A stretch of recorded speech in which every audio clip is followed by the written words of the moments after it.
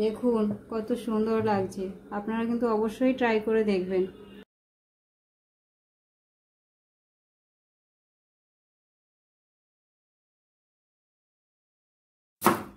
আচ্ছা, গিলেমেটে তো সবাই খেয়েছেন, কিন্তু আজকের আমি গিলেমেটের এমন একটা রেসিপি বানাবো যে খেতে বসে শুধু আঙুলেই চাটতে থাকবে।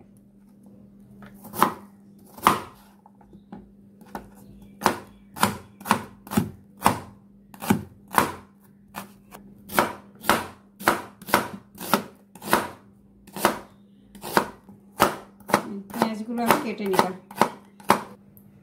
আজকে বানাচ্ছি গিলেমেটের একটা নতুন রেসিপি। তার জন্যই আমি প্রথমে কড়াইতে তেল দিয়ে দিলাম। তাহলে আমি চটপট আলুগুলো এবারে ভেজে ফেলছি। এর জন্য আমি সামান্য নুন দেব আর একটু হলুদ।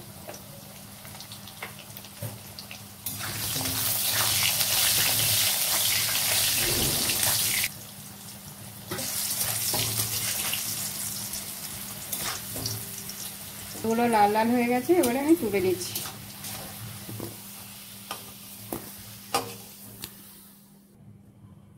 আমি এবার গরম মশলা, একটা তেজপাতা, শুকনো লঙ্কা ফোড়ন দিই। এবার আমি বড় সাইজে দুটো পেঁয়াজ দিয়েছি, কারণ মাংস তো খুবই কম, প্রায় 4 মতো, ওই জন্য দুটো পেঁয়াজই হয়ে যাবে। একটা গোটা রসুন নিয়েছি, রসুনটাকে একটু থেতো করে দিয়েছি, আর পরিমাণ মতো আদা। এবারে মশলাটাকে আমি ভালোভাবে নেড়ে চেড়ে নেব।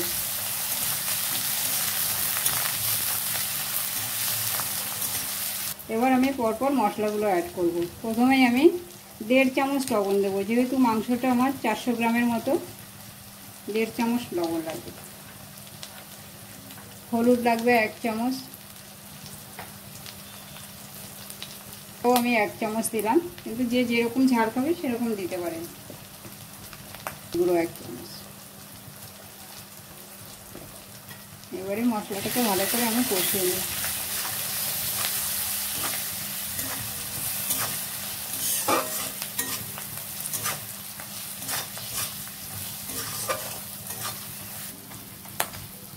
মশলা কষা হয়ে গেছে, এবার আমি গিলেমেটেটা ঢেলে দেব। এবার আমি গিলেমেটেটা ঢেলে দিচ্ছি।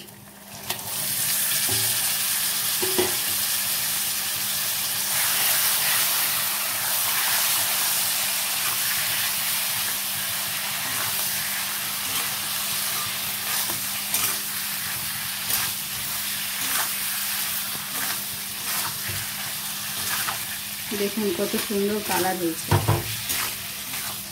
এবার আমি ঢেকে রাখবো সেদ্ধ হওয়ার জন্য। কিছুক্ষণের জন্য এবার ঢেকে দেব।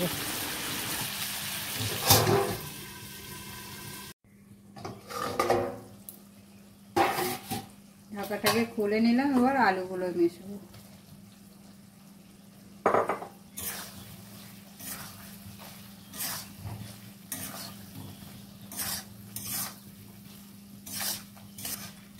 খুব সুন্দর একটা গন্ধ বেরোচ্ছে, কিন্তু খুব সুন্দর গন্ধ বেরোচ্ছে, আপনি দেখবেন কিন্তু।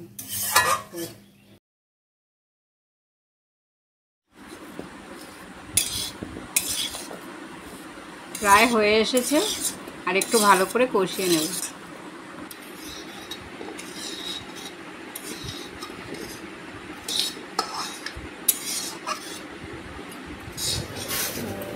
দেখো কত সুন্দর হয়েছে, সুন্দর গন্ধও বেরোচ্ছে, সব কিছু সেদ্ধ হয়ে গেছে।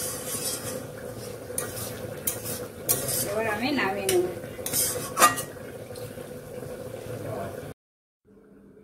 দেখুন কত সুন্দর লাগছে।